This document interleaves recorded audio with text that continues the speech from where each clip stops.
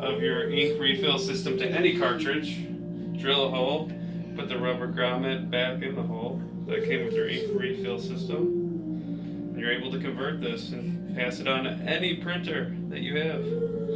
Because we just got rid of our Brother, so we're converting our Brother printer system to a Epson, which we randomly found outside right when we needed it. Just gotta get this guy in there. There it is. And I'll run it. So this is actually blue. Let go. Okay, it is done. Ink system has been delivered.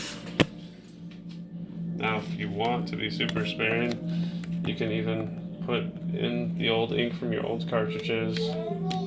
Each one opens up. Easy to refill. So this color was black.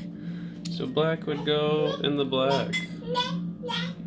And it looks like it's going to take entirely way too long, so we'll just throw it away. And then this is magenta. Same thing. I think it's going to take way too long. I don't know if any of these come out quick, but either way. Yeah, not worth it, huh? It's only a syringe full.